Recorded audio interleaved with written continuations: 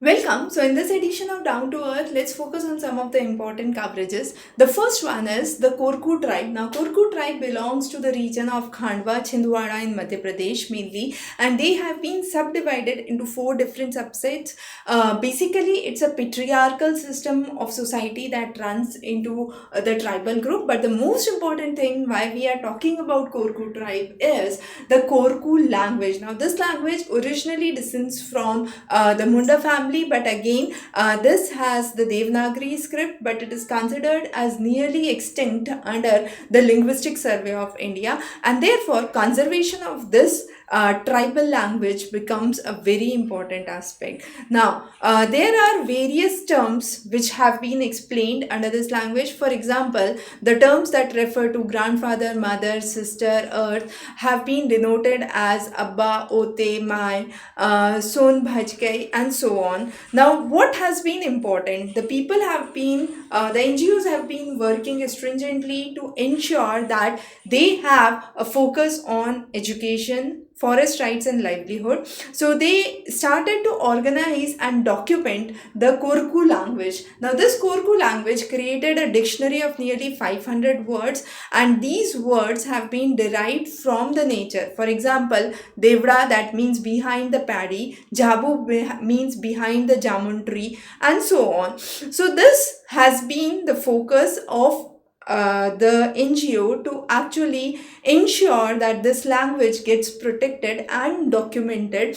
So this education would be made accessible to the tribal folk and would be preserved under the Tribal Folk Art Academy, focusing on the initiatives that have been taken. The next is the gas transit agreement with Russia. Now, the natural gas transportation to Europe has been in a crisis situation since the Russia-Ukraine conflict has been going on, and this is set to expire on 1st of January, and then it would not be renewed. Now, this would be a detrimental state for countries in Europe, specifically pertaining to the fact that the rising winters and rising snow levels would require more heating and more energy requirements. So this has to be taken into consideration, and as a result, many of the nations are now moving towards making them self-sustainable either on renewable sources of energy or on alternate energy sources. The next is the severe illnesses among human beings. There was a severe case which was being reported for H5N1, and this was a patient from Louisiana in United States. There have been various viruses belonging to different genotypes which have been part of it. Now, again, another important study which talks about India's poor. So, in India, nearly 270 million people live below poverty line, and if the individuals in rural areas are earning less than 1,000 a month, they are considered as poor. Now, these guidelines have been addressed by various ministries, and the current data has not been released on the number of people who are living below poverty line in 2024, but there has been an upcoming crisis which has always been into picture. The next is the encroachment and the land encroachment which has been done, the penalization for the encroached areas on the residents, and residents being not allowed to use the land which was falling into the encroached territory. Now, the wealthier families actually were able to move out, build new homes, but the poor were stuck. They constantly claimed their land which went into construction for some purpose, and there was no restoration which was done, and this had a terrible impact onto the poor specifically. So encroachment has actually seen a great toll in numerous regions, but again, it is a mandatory step to ensure that the development in and around is proper. For example, there was a pond size which actually reduced from 7 hectares to nearly 4 hectares. The reason being the remaining areas was stocked either because of encroachment or because of the development in and around, and this pond was crucial for the livestock, migrants, and the recharge of the groundwater. So it had an adverse impact onto the the sustainable development, we could say. And there was a ripple effect which actually led to the Supreme Court ruling on commons, which said that 15 to 25% of India's land led to renewed focus on their protection, and therefore this encroachment clause brought in new rules in different states in India. So Jharkhand and Manipur implemented to reclaim the commons based on the existing laws. However, in the states like Jammu Kashmir, Kerala, Mizoram, there were new laws or amendments in the existing laws which were done, and this is one such example of the case. Now this could be put in as a case study in your answer writing. I'm not going through the details of this case, but yes, it would be available in the handout, so you can just go through and ensure. So the analysis talks about the systemic inequities that exist with half of the encroachers, which are from SC/STs and landless groups, and as we said, the wealthiest were able to move out and have a possible place for their dwelling. The next is the possibility of recovery. So in the last two reports, we have seen that there have been various strategies for sustainable development, and after the Earth Summit at Rio de Janeiro 1992, we have seen that the world leaders came together for the various causes like climate change, desertification, biodiversity losses, and so on and so forth. So there were various two important reports that were brought. The one was the Nexus assessment. The next was transformative change assessment. Nexus talked about biodiversity being interlinked with food, health, climate, and providing solutions and policy measures. However, the transformative change assessment talked about finding what are the major causes of the loss of biodiversity and creating a vision how we can have a proper approach towards maintaining the biodiversity. So under the Nexus report, there were various challenges which were studied into different phenomena and responses were collected. The issues of rising cost, irreversible losses were also taken into account. Under the transformative change, the idea was to understand the various principles, and these principles focused on equity, pluralism, respectful human nature relation, and adaptive learning. So for example, there was the marine reserve in Spain, which was after the oil spill which happened in 2002, and this transformative change brought in the changes in the structure there, bringing in fisheries. So fisheries, people could come in, communities could actually stay there, benefit, and this was just one such example.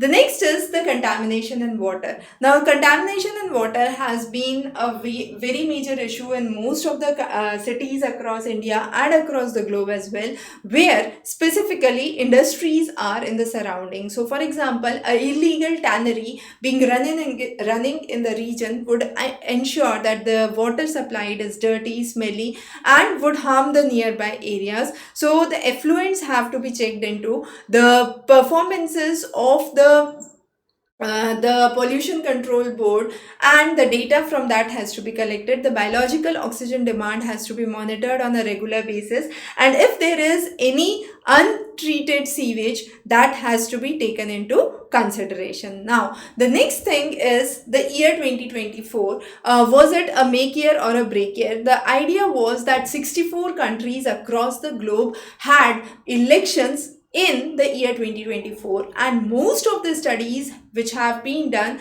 especially by the Pew Research, has talked about the fact that most of the countries' economic hardship was one of the major issues which was being addressed. So economy, environment, ecology, and geopolitics was the key. And then scientists have also addressed the critical condition of Earth, where the temperatures are rising beyond the limit of 1.5 degrees Celsius above pre-industrial levels. So those were again a major issues.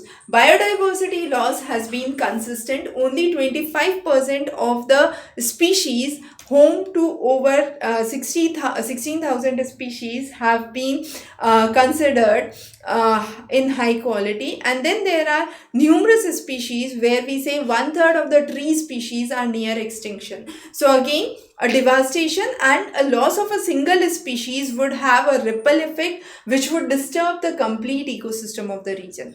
Also, the planetary boundary sciences, which is a scientific collaboration talking about the planet's health, reported that there are 6 boundaries which have been surpassed already.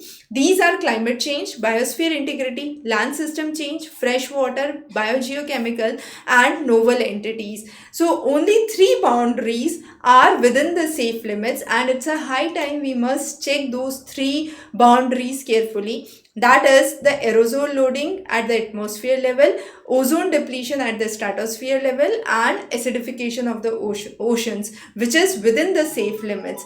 The next is the poverty burden. Now, the poverty burden, we have seen that the richest 10 of the people capture 52% of the income, and the poorest half received only 8% or 8.5% globally. So, there has been a huge disparity within India. We can say top 1% earns 23 times the average Indian does. So again, a huge disparity in the income. Now, if you look onto the Gini's coefficient to the Lorentz curve, you would understand how this distress has actually shown in the real figures and the counts which have been there. So, the global population which is living in extreme poverty earns only $2 a day, which is a very minimal amount for survival across any part of the globe as of now. The immigration and depopulation have again been major issues of some of the major nations' elections. For example, in the United States, immigration and legal and illegal immigration, the battle on that has been a big debate. Similarly, have been the things under Europe, under major countries in Asia. Then you have the International Organization for Migration, which talks about international migration actual share at around 3.6%. And the figures have been projecting that the population of 61 countries would shrink by 1% because of the low fertility and high e-migration rate. Now, many of the nations which are developed nations have a lower fertility. The total fertility rate has declined below 2.1, which is the need to stabilize the population. However, in India, we have figures definitely beyond birth exceeding beyond the deaths. Now, again, new pathogens have been lurking. We have already focused on H5N1 in our previous section before, but there have been other strains. For example, monkeypox in Africa, the clade 1A, clade 1B have been in news. Similarly, there has been reports of dengue. Brazil had accounted for highest number of dengue cases this year. The rising number of dengue cases by Aedes mosquito have also been reported in European Union, which is again a big challenge this time. There have been 16 virus and bacteria outbreaks which happened in 2024. 40 outbreaks and public health emergencies were reported in 2024. So these figures under public health and public health emergencies are ever rising. The next is the treat of treaties. Now this talks about the beginning of 2025 with sustainable development goals, the global pandemic treaty which is scheduled in the month of May in Geneva, talking about prevention, equity, health system financing, and addressing the vulnerabilities of COVID-19. Also, we are talking about the COP5, which would take into account the removal of mercury threshold of 1 part per million in the cosmetics and phasing out mercury containing batteries, switches, and relays. Also, there have been various goals that have been laid down. So, sustainable development has been scored for various countries. Now, what is the score would actually categorize you into the category of upper middle income country, high income country, and so on. The next is artificial intelligence and the changes under the artificial intelligence. So 2024 Nobel Prize for Physics and Chemistry actually were awarded onto the research which had contributed to AI advancements, and AI advancements since its inception has seen a very big thirst. However, there has been rising cases on the challenges, which is basically the deception, the fraud, the manipulation, the deep fake technology, as we know, through the artificial intelligence, and the market shares worldwide have increased from 93 billion US dollars in 2023 and is expected to jump to 827 in 2030, which is again a big figure.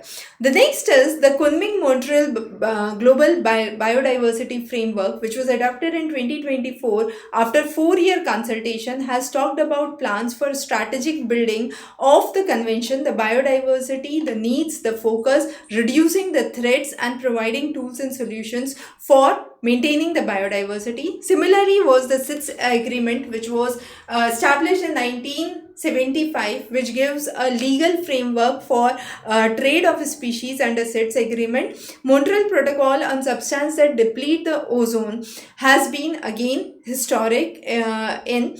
The next is the space market. Now, space has become one of the major commercial sectors where private companies are now entering, with the SpaceX Starlink project launching nearly 2,000 satellites, forming a constellation of nearly 6,000 satellites in the low Earth orbit to provide internet services is one such example. Countries like India are also progressing towards privatization into the space market. Recently, India had its Aditya L1 project. China has brought back lunar samples from moon. There have been various people visiting the International Space Station, and the advancements of the NASA's Juno, which has captured the images of Jupiter's moon Io, has been again important, and that has been done with Intuitive Machines, which became the first private company to actually land on moon.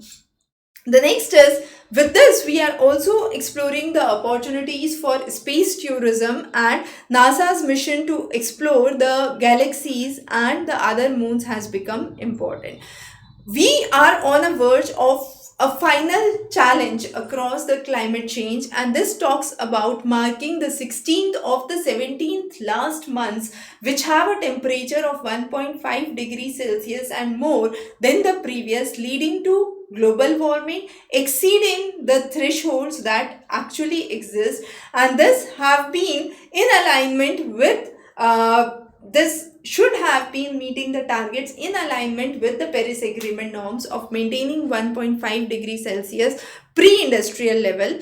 However, there have been a huge jump. We have seen that the increase in the renewable sector of energy has also been there, but again, to increase the renewable sector of energy, we need to understand that there has to be a fourfold increase in annual investment, which is not possible for all the nations.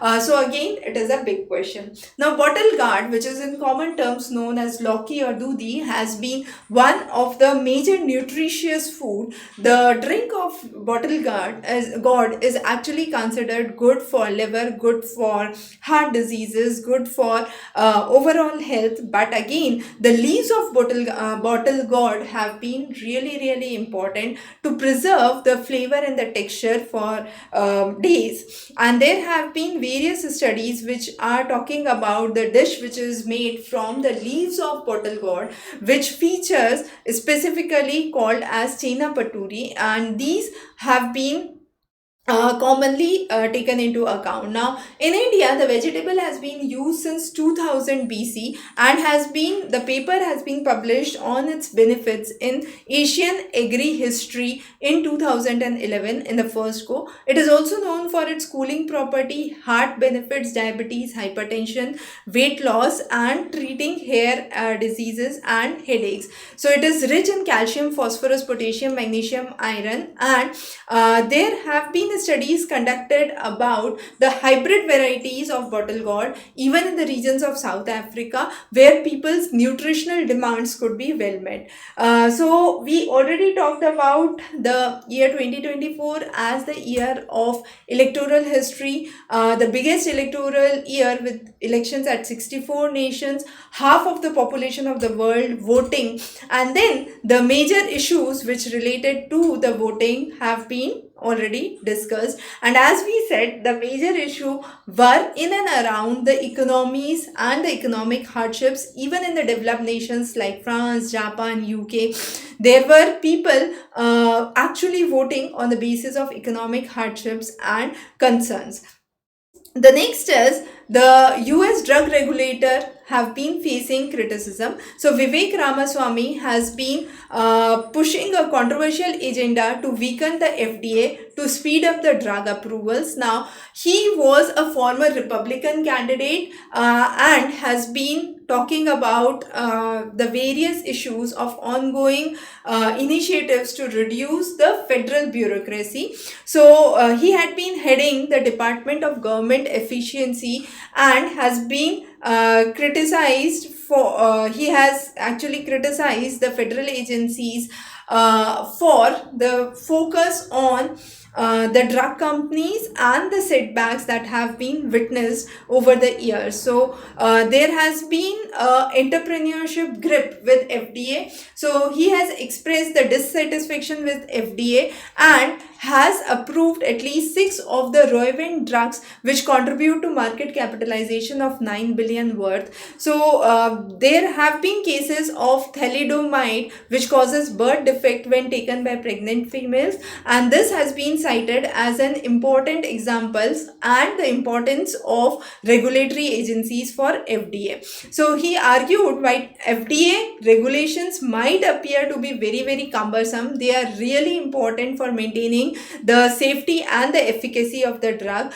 We are not aiming to block any kind of innovation or the access to the patients for therapies, but whatever comes in, it should be corruption free, and necessary regulations must be met before they are actually released into the market. The next is the Amazon rainforest. Now, Amazon rainforest has been experiencing unprecedented droughts recently. 2023, the rivers were at its historic low. 2024, it became the hottest year in the history, and as you can see, there has been a significant discharge anomaly which has been seen from 1980 to 2015, and as you can see, this red marking that is actually showing a significant decline in the discharge of the river. But this decline, as you can see, the red amount which is in the 2016 map and the proportion of red in 2004 map, indicating a significant rise in the droughts and the hot months in Amazon rainforest. So possibly Amazon at its tipping point, as we have discussed in one of the videos before. Now, India's groundwater and recovery of the groundwater is another important topic. So we need to understand that over the years there has been significant depletion of the groundwater, and the assessments of the groundwater have to be regulated, where 73% of the assessment categorize it as safe and consider it as deemed safe. So there have been countless disparities in and around the available groundwater, the amount which could be used for industry, for agriculture, for domestic purposes, and there has to be a methodology which comes into play for dynamic and static water storage within the aquifers and must be updated on a regular basis. Now, understanding what has to be an effective mechanism to monitor the groundwater is to understand the sustainability in the region. And as you can see, the estimates of the groundwater, if we talk about the overexploited areas, the framework, we can see the state of the groundwater development has actually deteriorated but has remained more or less the same. But it is a high time that efforts need to be brought into this segment. The next is the human evolution. 50 years ago, there was discovery of Lucy, a 3.2 million year old skeleton which was seen in North Ethiopia, and this was the time where the studies in anthropology actually revolutionized under Jonassen and Gray. They talked about the study of human evolution, where various other fossils were identified, and the decolonization of paleoanthropology actually started with the African nation. So the day when it was discovered, actually Ethiopia was under a military regime a night before, but this discovery broke the chaos of the military rule there and brought Ethiopia as the cradle of civilization worldwide. So many fossils that have brought fame to the Western scientists, we could say, actually were from the regions of Africa, and local Africans helped them discover the fossils under this scenario. So, the African countries have been supporting the research for the Western nations at a minimal benefit, with no proper developments of the local institutions, no proper funding which is going into the education. But again, there have been requirements which have been met by the foreign nations, who foreign citizens or foreign scientists who are entering into their land and identifying the region. So fossil sites have been placed across many regions. Ethiopia is one such region. Then the Chad Lake region is another important region. The regions east and in the South Africa are again the areas where these development have been seen. Now the climate often shapes the kind of species, and new human species can develop if the population is isolated from the major segment and the variation in the climate is seen. So based on the diet they get, the food they get, there can be alterations, and the evolution again